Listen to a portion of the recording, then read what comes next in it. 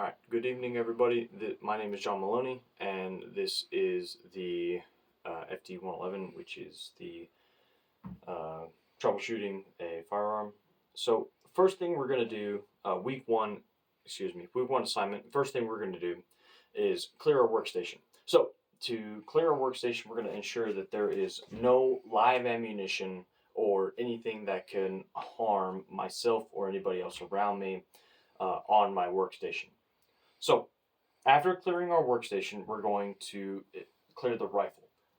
In the process of clearing the rifle, we're going to ensure that it is pointed in a safe direction, that it is not pointed at anything we do not intend to destroy. We're going to remove the ammunition source, which is the magazine. For the magazine, there is no ammunition within it. From here, we're going to pull the charging handle back. Now, if there was a snap cap or a dummy round or even live ammunition, if I were to pull this back, there would be a cartridge that would come out from the ejection port. So, since there was nothing within the rifle, I have visually and manually checked that there is nothing within this rifle. So it is free and clear of ammunition. We have cleared the rifle. It is safe to use as far as a functions check goes. So, starting off with the functions check, we're going to go with unlocking, cocking, and locking. So, with a functions check, unlocking, you're going to start with the charging handle on an AR-15 platform. You're going to pull the charging handle back, and you're going to listen. You're going to listen for light or you're going to feel, for light or moderate resistance for the locking lugs and or the shear surfaces from each other.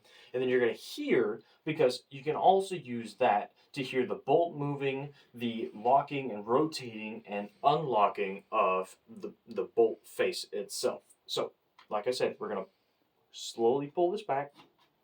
We're going to feel, we're going to hear for the unlocking of the bolt surface. So, cocking, which is the cocking of the firing, the fire control group.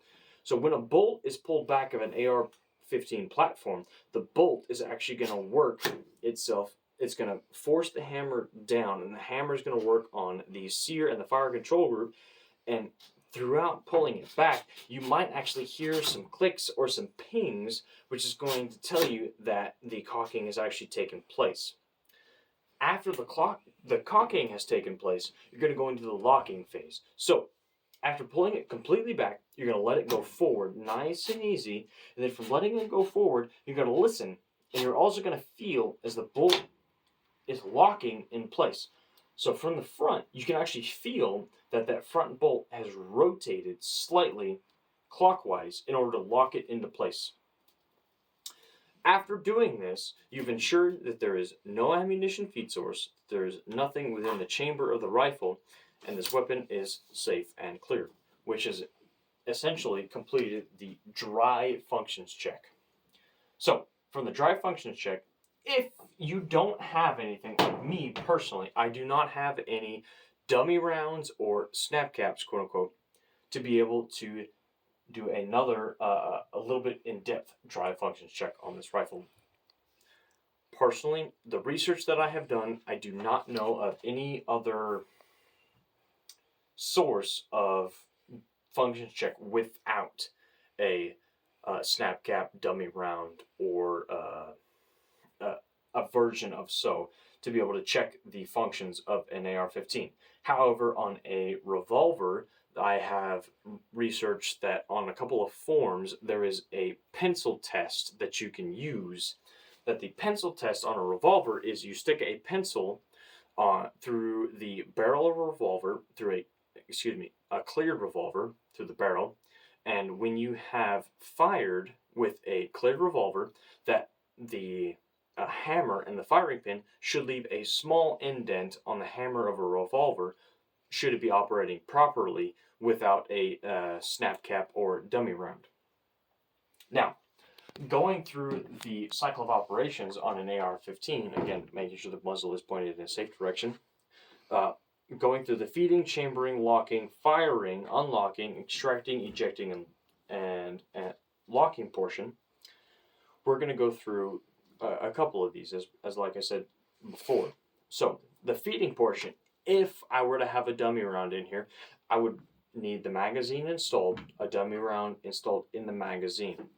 So the feeding portion, magazine would be installed, dummy round. The dummy round would be feeding through these two lips up here, the feeding lips, and then it would go through. The bolt would come forward, it would go up the feed ramp and into the chamber, and then that's where the chambering comes into place. So coming forward, the dummy round would be chambered. After that, it would lock into place. After locking into place, I would switch the weapon system from safe to fire.